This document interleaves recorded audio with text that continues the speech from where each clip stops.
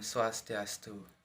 Perkenalkan, nama saya Iputu Primagangga Swarupa, absen 15 dari kelas 11 IPA 6. Di sini saya akan menjelaskan materi tentang tantangan dan hambatan dalam mencapai moksa.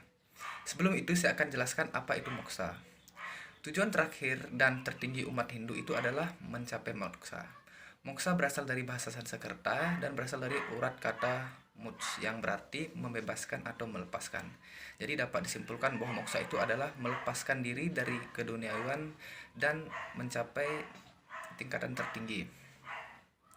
Moksa adalah kepercayaan tentang adanya kebebasan, yaitu bersatunya antara Atman dengan Brahman.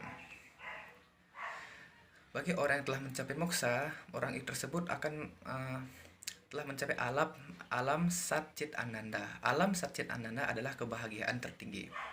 Pada hakikatnya, moksa dapat dicapai oleh semua orang jika orang tersebut mengamalkan apa yang harus dilakukan agar dapat mencapai moksa. Itu tergantung pada diri kita sendiri mau mengamalkan atau tidak.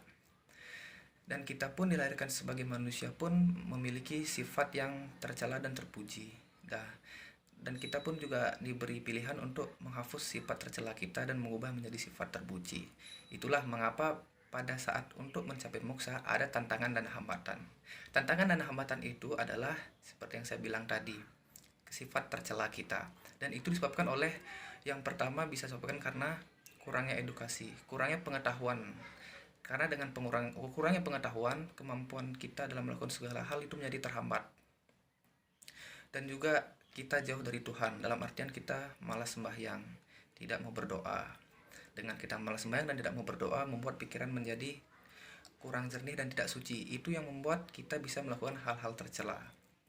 Selain yang saya bilang tadi, karena disebabkan oleh kurangnya edukasi dan jauh dari Tuhan, masih banyak faktor lain yang menjadi tantangan dan hambatan dalam mencapai moksa. Jadi, ada upaya-upaya yang dapat dilakukan untuk menghilangi tantangan-tantangan dan hambatan tersebut.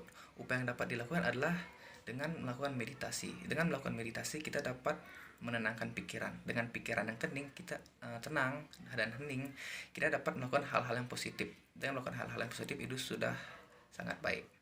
Selain meditasi, kita dapat mewujudkan dharma, melaksanakan catur marga, mempertambah pengetahuan, karena dengan pengetahuan bertambah kita bisa membedakan mana yang buruk dan mana yang baik. Jadi intinya adalah kita harus tahu dulu sebelum melakukan sesuatu, dan juga itulah pentingnya untuk menambah pengetahuan. Sekian dari penjelasan saya. Jika ada salah kata saya ucapkan minta maaf.